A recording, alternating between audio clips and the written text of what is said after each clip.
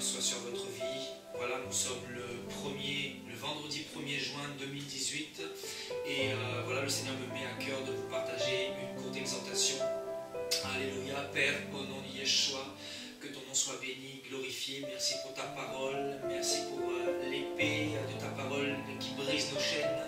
Merci pour ton esprit qui nous régénère, qui nous renouvelle sans cesse. Merci pour ta vérité, merci pour ton amour, merci pour le sang, Seigneur, de l'Alliance. Nous te bénissons et nous te donnons gloire au nom de Jésus-Christ. Amen. Alléluia. Frères et sœurs,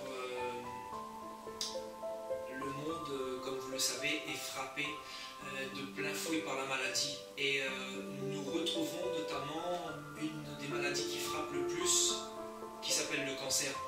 Vous avez toutes sortes de cancers, les cancers du sein, le cancer de l'estomac, du pancréas, le cancer de la langue, le cancer de la gorge, le cancer du sang. Bref, moi aujourd'hui j'aimerais vous parler d'une autre maladie, une maladie qui frappe surtout chez les chrétiens. Vous me direz, mais un chrétien peut-il être malade? Mes frères et sœurs, il y a beaucoup de personnes qui se disent chrétiens, mais qui sont quand même malades. Nous savons qu'un chrétien digne de ce nom, un chrétien né d'en haut, ne peut pas être dans la maladie, parce que par les meurtrissures de Jésus-Christ, nous avons été guéris. Mais néanmoins, il y a des chrétiens qui se disent de Christ, mais qui sont quand même malades. Pourquoi malade? Justement, l'apôtre Paul nous a parlé de cette maladie qui s'installe facilement dans le cœur de beaucoup de chrétiens aujourd'hui en 2018. Donc je vais vous inviter à prendre vos Bibles dans 1 Timothée chapitre 6 à partir du verset 3. 1 Timothée chapitre 6 au verset 3. Si quelqu'un enseigne de fausses doctrines et ne s'attache pas aux saintes paroles de notre Seigneur Jésus-Christ et à la doctrine qui est selon la piété, il est enflé d'orgueil, il ne sait rien.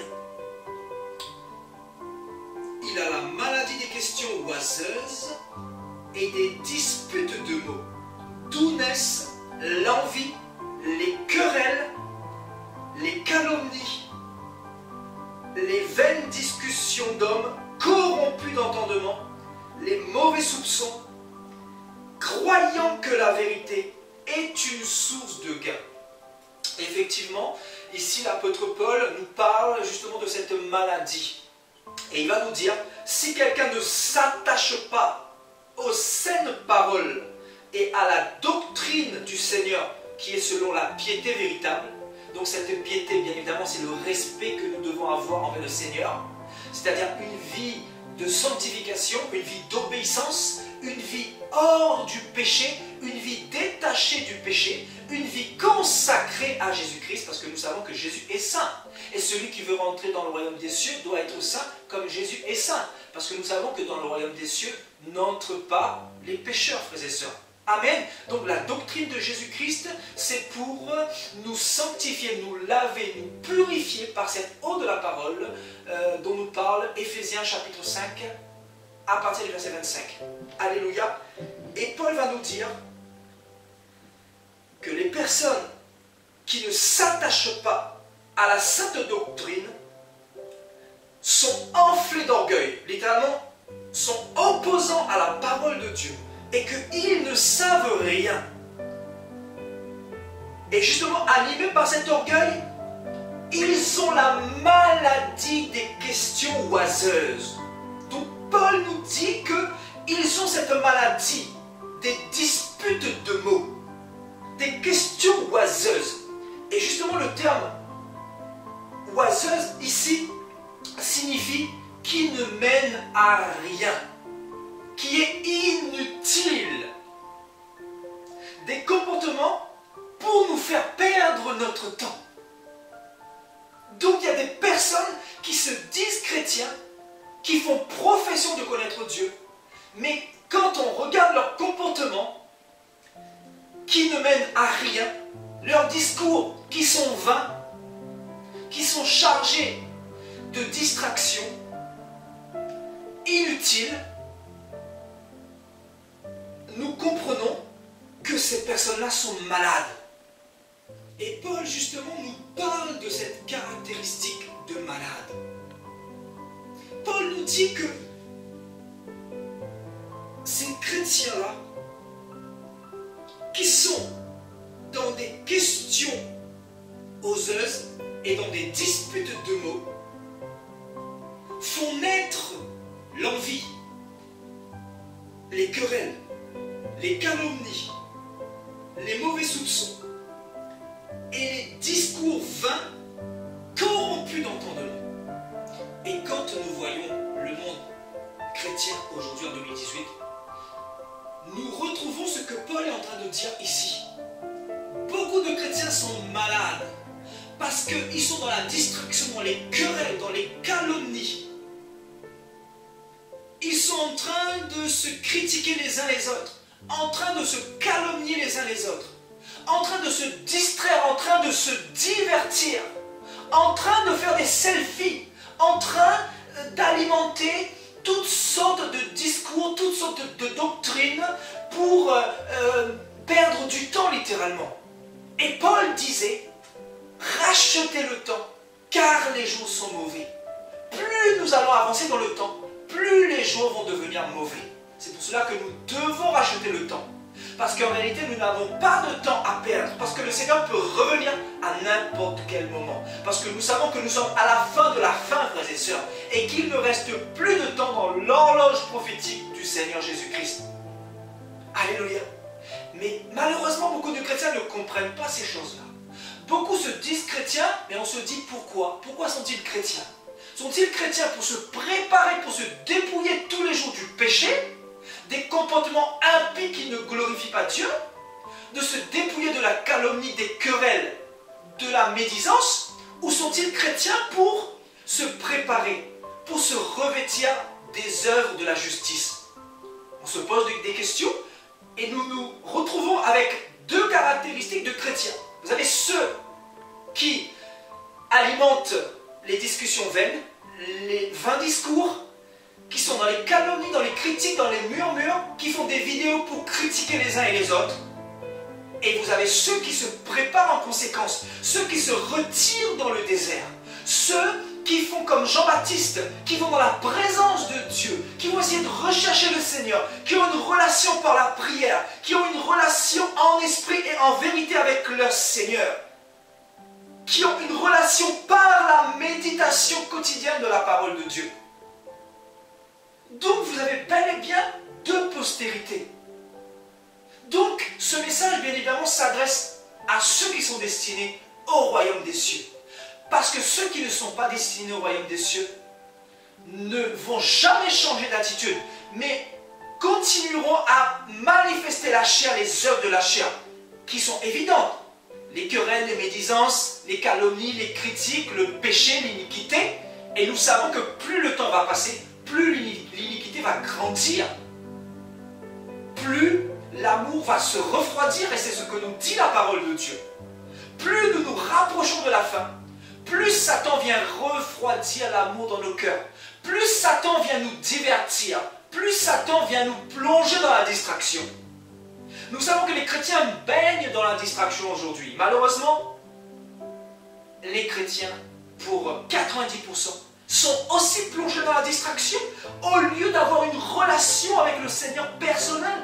D'abord, ils sont en train de rechercher des bishops, des prophètes, en train de rechercher des églises, au lieu de rechercher la parole de Dieu. Parce qu'en réalité, c'est la parole de Dieu qui brise nos chaînes. C'est la parole de Dieu qui nous délivre, qui nous lave, qui nous restaure, qui nous donne le discernement, qui nous montre le chemin. Alléluia. Donc nous comprenons que pour tous ces chrétiens qui sont malades, notamment, des questions oseuses, des disputes de mots, ce sont des chrétiens qui ne passent pas suffisamment de temps avec Dieu. Donc par définition, ce sont des chrétiens qui refusent le brisement, qui rejettent la persécution, qui se fabriquent un évangile qui les arrange, un évangile animal, et non pas un évangile selon l'Esprit de Dieu. Parce que ceux qui sont conduits par l'Esprit de Dieu sont fils de Dieu. Et ceux qui sont conduits par la chair, par la calomnie, la médisance, la distraction, le divertissement, Ce sont les fils du malin. Et justement, cette maladie, c'est aussi l'ivrée.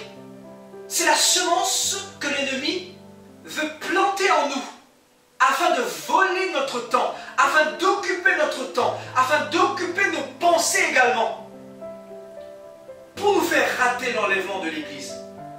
Parce que le message du Seigneur était centré sur le royaume des cieux. Le message du Seigneur était centré sur son retour, sur son avènement sur la terre, pour venir chercher son épouse, frères et sœurs. Alléluia. Satan, sachant cela, que va-t-il faire? Il va mettre un certain nombre de distractions, de réseaux sociaux, un certain nombre de plateformes de divertissement, afin que beaucoup de chrétiens s'occupent à autre chose que des choses du Seigneur. Alléluia. Ce qui fait que l'ennemi les emmène dans la distraction, dans les calomnies, dans des vains discours, dans des bagarres, dans la haine, dans des divisions. Et aujourd'hui, regardez les chrétiens. Les chrétiens n'ont jamais été aussi divisés par toutes ces vidéos qui se font les uns contre les autres, par tout ce qui se dit les uns sur les autres, mais on se dit, mais c'est ça le Seigneur? Si c'est ça le Seigneur, moi si je suis païen, je ne me convertis pas. C'est pour cela que beaucoup auront des comptes à rendre au Seigneur. Paul disait à Timothée, conduisez-vous d'une manière agréable pour pouvoir toucher ceux du dehors. Conduisez-vous avec justice afin que les autres dehors puissent avoir envie de se convertir. Comment voulez-vous impacter les autres dehors si votre langue produit un venin d'aspic, si votre comportement est indigne, si vous êtes dans l'injustice, peu importe si vous faites profession de connaître Dieu, mais si vous êtes dans les œuvres de la chair, vous irez en enfer. Parce que ceux qui vont aller dans le royaume de Dieu, ce sont ceux qui se retirent de toutes ces choses-là. Parce qu'ils ont compris que le Seigneur ne se trouve pas dans la distraction. Ils ont compris que le Seigneur se trouve dans le désert. Ils ont compris que le Seigneur se trouve dans le silence, dans la chambre, dans l'intimité, avec nous dans notre cœur, dans la méditation, dans la prière. Ils ont compris que Dieu ne se trouve plus dans ces assemblées-là. Parce que là où il y a les assemblées, il y a aussi beaucoup de distractions. Il y a aussi beaucoup de calomnies. Il y a aussi beaucoup de médisance. Il y a aussi beaucoup de divisions. Alléluia. Donc, Paul nous parle de cette maladie-là, qui frappe beaucoup de chrétiens. Alléluia. Et dans 2 Timothée chapitre 2 au verset 14, 2 Timothée chapitre 2 au verset 14, il dira: rappelle ces choses en conjurant devant Dieu qu'on évite les disputes de mots, qu'on évite. Parce que celui qui parle trop ne manque pas de péché, frères et sœurs.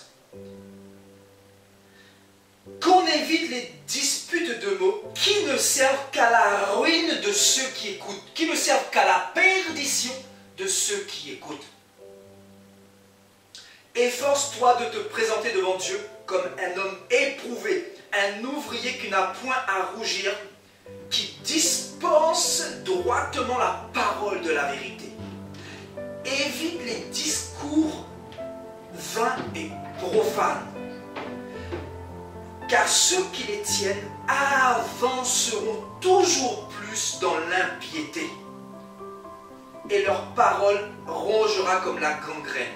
De ce nombre sont Hyménée et Philette, qui se sont détournés loin de la foi, disant que la résurrection est déjà arrivée, et renversent la foi de quelques-uns. On nous dit que ces deux personnages bibliques, Hyménée et Philette, ont fait naufrage par rapport à la foi. Ils se sont détournés de la foi. Pourquoi? Parce qu'ils ont tellement été dans la distraction, dans les calomnies, dans la médisance, ils ont écouté tellement d'enseignements, ils ont bu tellement de poison, qu'ils ont été contaminés, qu'ils ont perdu la semence de Dieu, laissant place à cette maladie des questions oiseuses, des disputes de mots, Ce qui fait qu'ils ont raté la vocation céleste. Alléluia. Parce qu'ils ont été animés par autre chose que la justice de Dieu. Ils ont été animés par un autre zèle. Amen. Ils ont été animés par une autre sagesse, la sagesse terrestre, diabolique. Non pas la sagesse pacifique, la sagesse qui vient d'en haut. Parce que la sagesse qui est d'en haut est une sagesse parfaite, est une sagesse de la connaissance parfaite de Dieu, est une sagesse qui nous sanctifie, est une sagesse qui fait de nous des exemples, des modèles pour cette génération. Est une sagesse qui fait de nous des personnes qui faisons attention quand nous ouvrons la bouche. Parce que les vrais enfants de Dieu ne calomnient pas, les vrais enfants de Dieu réfléchissent. Parce que Jacques dira dans Jacques chapitre 3 que dans la bouche d'un homme, il ne peut pas sortir deux sources, l'eau amère et l'eau douce. Ou il y a l'eau douce, ou il y a l'eau amère.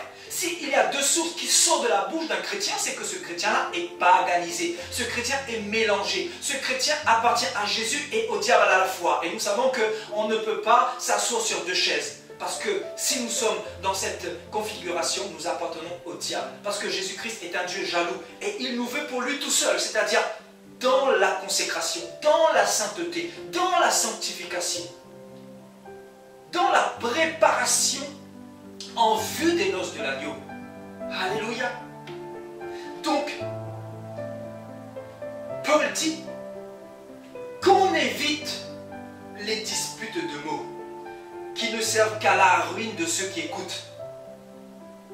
Amen.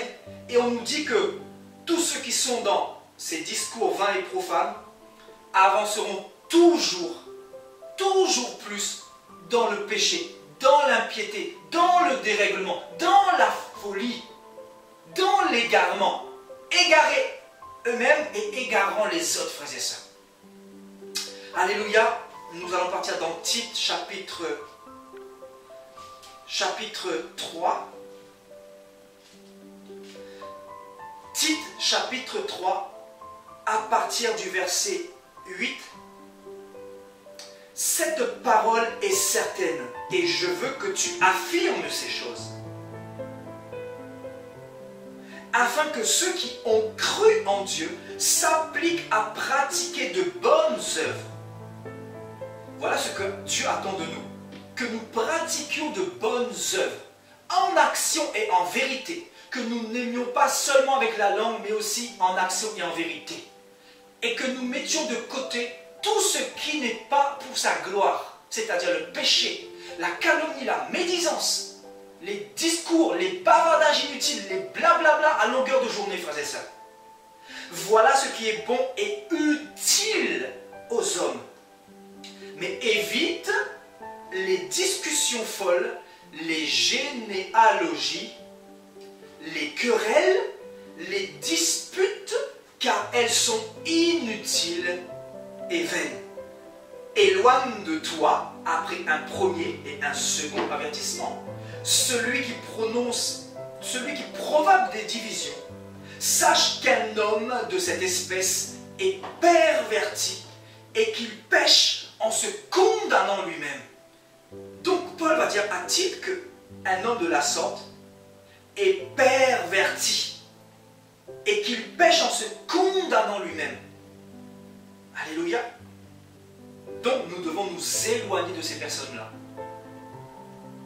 Et nous devons surtout éviter toutes ces discussions vaines, toutes ces calomnies. Alléluia. Ne pas participer au conseil des méchants. Allons dans Proverbes chapitre 10. Proverbes chapitre 10. Merci Seigneur. À partir du verset 19. Celui qui parle beaucoup ne manque pas de péché, mais celui qui retient ses lèvres est un homme prudent. La langue du juste est un argent de choix, le cœur des méchants est peu de choses.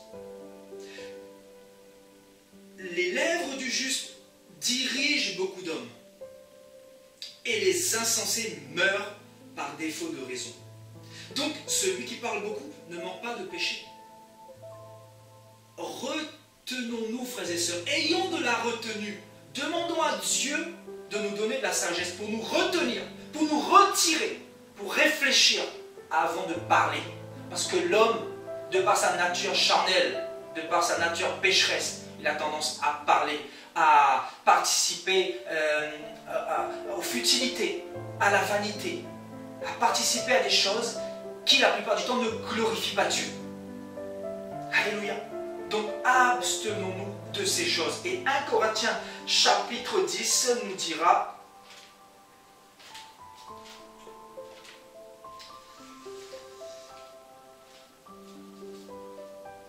« 1 Corinthiens chapitre 10, à partir du verset 7. Ne devenez point idolâtres comme quelques-uns d'entre eux, selon qu'il est écrit. Le peuple s'assit pour manger et pour boire. Puis ils se levèrent pour se divertir. » Le divertissement, frères et sœurs. Les chrétiens en 2018 sont dans le divertissement au lieu d'aller dans la parole de Dieu pour avoir la connaissance, pour avoir une relation avec Dieu à travers sa parole. Les chrétiens d'aujourd'hui courent après des hommes, après des bishops, après des enseignements ici et là. Et nous savons que les réseaux sociaux, Internet, la mondialisation, n'ont fait que accroître ce divertissement-là. Ces distractions que nous voyons aujourd'hui. Même à travers les églises, nous voyons cette distraction-là. Des chrétiens qui veulent voir des hommes qui ont l'onction, mais ils ne veulent plus de la parole de Dieu en réalité. Parce que la parole de Dieu emmène l'onction. Mais eux, ils courent après des onctions diaboliques sans la parole de Dieu, sans la vérité. Parce qu'aujourd'hui, les nations se sont données de foules de docteurs, de foules de faux prophètes. Parce que c'est le temps qui fait ça, pour distraire le maximum de chrétiens. Afin que les chrétiens battent d'église en église, c'est Satan qui est derrière. Afin que les chrétiens recherchent des hommes, les chrétiens deviennent idolâtres. Les chrétiens ratent la vocation céleste, ratent le royaume des cieux. Donc Satan vient justement dans le but de nous divertir. Et il va mettre un panel de distractions pour voler notre temps. C'est pour cela que Paul disait, rachetez le temps.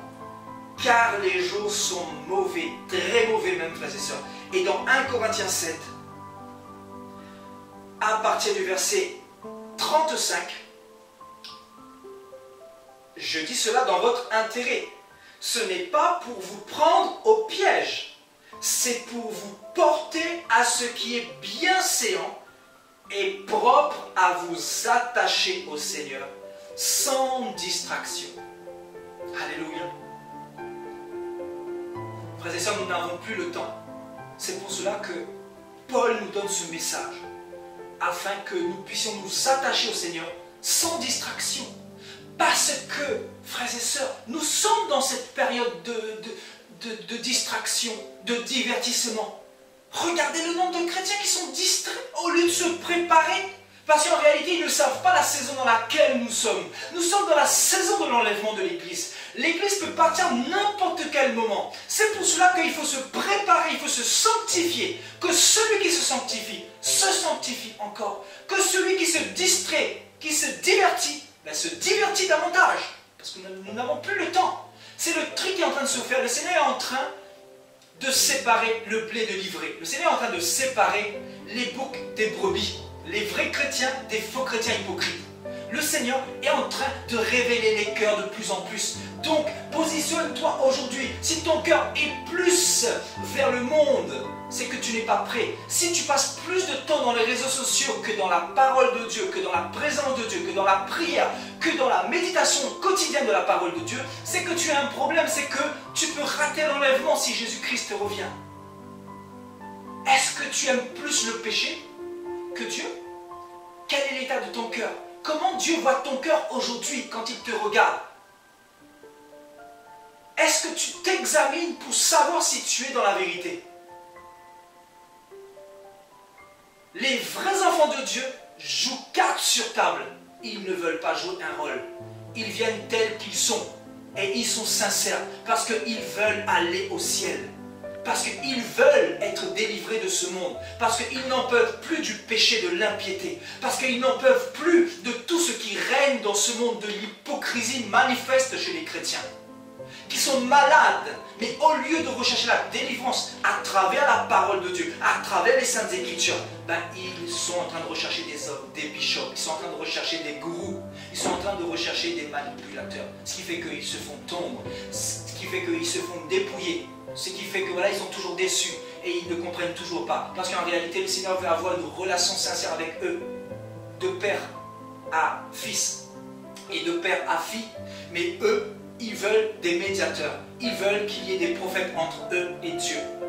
Donc c'est cette génération voilà, qui va précipiter le retour de Jésus-Christ de Nazareth. Donc frères et sœurs, je veux nous encourager à nous sortir, à nous retirer de toutes ces choses-là, parce que ça ne fera que s'accroître dans les nations. Ces distractions, ces divertissements, et notamment avec la mondialisation, notamment avec les réseaux sociaux, notamment avec tout ce qui se passe, avec toutes ces églises, avec tous ces prophètes, avec tous ces enseignements, on se dit, mais waouh, qui va partir? Où sont les vrais chrétiens? Où sont ceux qui aiment vraiment Jésus-Christ, qui se retirent dans le désert, qui vont dans la présence de Dieu, qui vont rechercher dans la parole de Dieu ce que Dieu dit? Où sont ceux qui font attention à leur manière de parler, à leur manière de se comporter, à leur manière de s'habiller? Frères et sœurs, il y a quelque chose qui est très précieux chez un chrétien, c'est son temps. Et Satan le sait. Satan ne veut pas de notre argent, bien qu'il veut nous dépouiller pour que cet argent ne serve pas à l'œuvre de Dieu. C'est pas ça sa priorité. Sa priorité, c'est notre temps. Parce qu'il sait que s'il occupe notre temps suffisamment, nous allons rater l'enlèvement si le Seigneur revient. Et bien évidemment, si nous mourrons dans la distraction, ben, nous ne serons pas sauvés. C'est pour cela qu'il occupe notre temps, justement. Alléluia. Donc j'aimerais prier pour nous, afin que le Seigneur nous permet de garder cette parole dans nos cœurs, afin que Satan ne puisse pas le voler, parce que c'est un message important et capital si nous voulons être sauvés, de comprendre la volonté de Dieu pour nous, frères et sœurs. Père, au nom de Yeshua, que ton nom soit béni. Merci pour ta parole, merci pour cet enseignement, merci pour ton feu, ton esprit qui nous anime. Merci, mon Dieu, mon roi, de nous reprendre, de transformer, Seigneur, mon Dieu, nos cœurs, de changer, papa, mon Dieu, ce qui ne va pas en nous, papa. Viens arracher, abattre, viens brûler, viens consumer, papa, tout ce qui est mauvais en nous, Seigneur. Enlève toute distraction et viens, papa, graver par le sceau de ton esprit toutes les paroles que tu nous as données aujourd'hui. Nous te bénissons, papa, pour la force que tu nous donnes. Merci, papa, pour ta grâce, pour ton sang qui a coulé pour nous. Merci, Père, de nous affranchir continuellement. Merci, papa, de nous rattacher aux choses d'en haut, papa, et dépouille-nous de toute vanité de la chair, de toute convoitise, de toute distraction, de toute séduction de ce monde, Seigneur. Nous voulons apprendre à t'aimer, nous voulons apprendre à nous préparer. Alors prépare-nous davantage, Seigneur, par des enseignements de réveil, et que toute la gloire te revienne, Seigneur mon Dieu. Je te demande de bénir mes frères et sœurs. Je te demande de les accompagner, Seigneur, avec ta grâce, avec ta patience, mon Dieu. Merci de préparer ton Église. Merci, Père, pour l'œuvre que tu fais dans les nations. Que ton nom soit béni. Toi qui es assis sur ton trône, toi qui es le roi des armées, le Dieu Tout-Puissant, au nom de Yeshua, au nom de Jésus-Christ, je t'ai ainsi prié. Amen, alléluia.